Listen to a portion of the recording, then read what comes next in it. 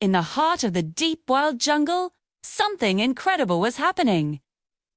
The sun slowly rose through the trees, its golden light touching the leaves and turning them into shiny emeralds. And there, sleeping peacefully inside the wolf pack's den, was a human boy. His name was Mowgli. Mama Wolf gently nudged him with her nose. "Wake up, little one. A new day is waiting." Mowgli stretched, let out a happy laugh, and ran outside, feeling the fresh jungle breeze on his skin. It was the start of another perfect day.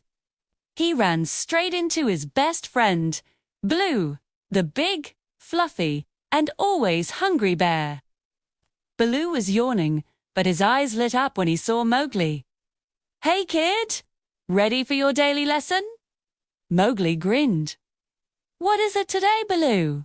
Baloo puffed out his chest proudly. "Rule number 1.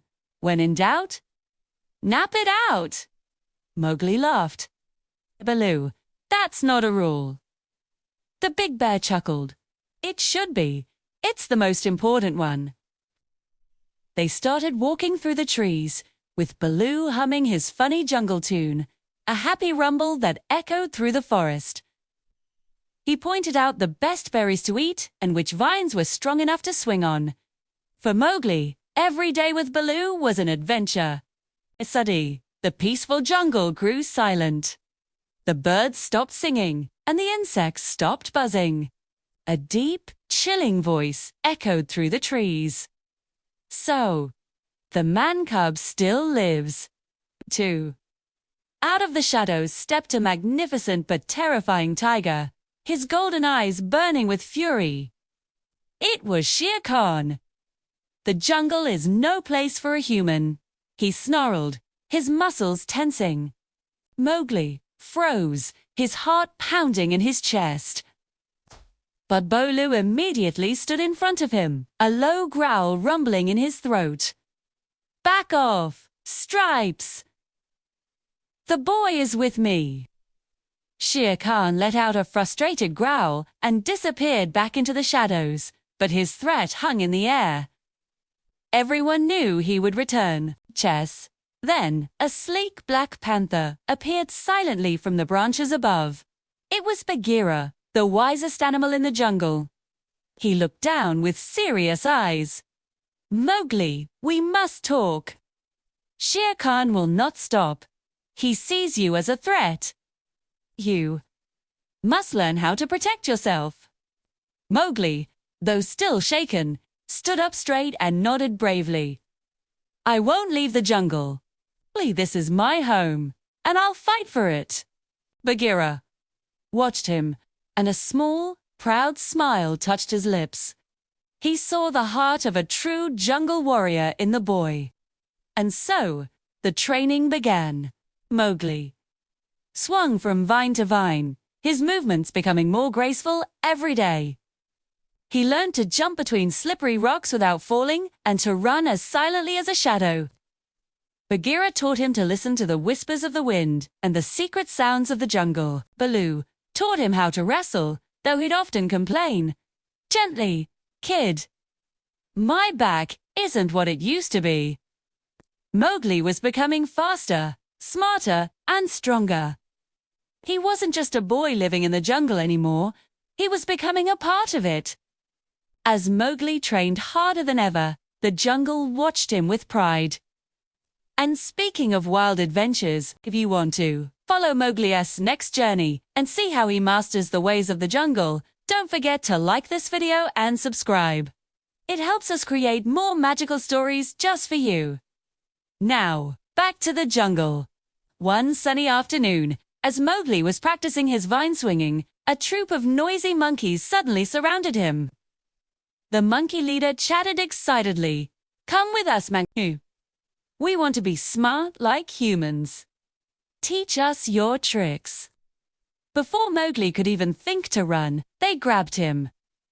With whoops and hollers, they swung him high up into the treetops, moving so fast the jungle floor became a blur of green.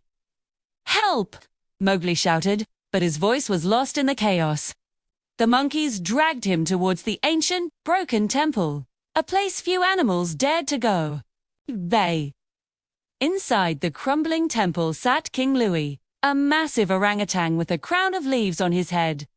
He looked down at Mowgli with cunning eyes. "So, you're the man cub," he rumbled. "Give me the secret of the red flower, the secret of fire, and I will make you king of the jungle." Mowgli shook his head. "I don't know how to make fire. I'm just a boy." King Louis's friendly expression vanished. He roared in frustration, too, and the sound was so powerful it shook the old temple walls, sending dust and stones tumbling down from the ceiling.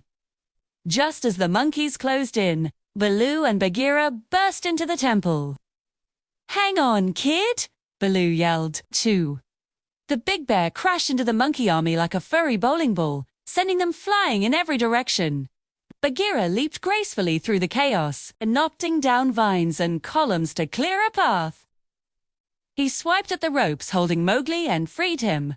The temple was starting to collapse around them. "This way!" Mowgli shouted. He grabbed Baloo's paw and Bagheera's tail, and together the three friends escaped just as the ancient structure crumbled into a pile of rubble.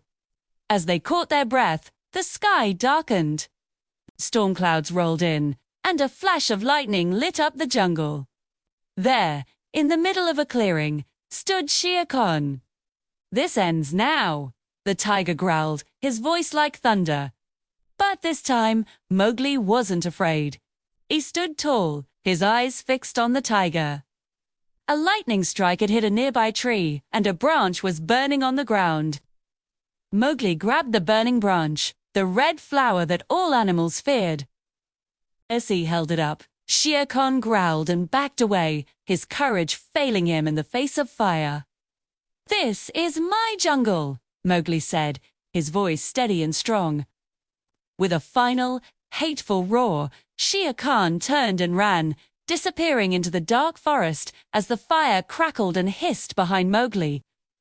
The rain began to fall, first as a soft drizzle, then as a gentle shower, putting out the last embers of the fire. Baloo wrapped his giant furry arm around Mowgli in a tight hug. "You did it, kid! You really did it!" Bagheera nodded, his eyes filled with pride. "You are truly a child of the jungle."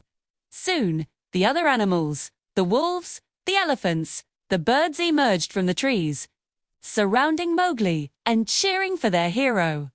And so, the man-cub found his place not in a village, not as a stranger, but as a true son of the wild. The jungle was his home. The jungle was his family. And his adventure had only just begun.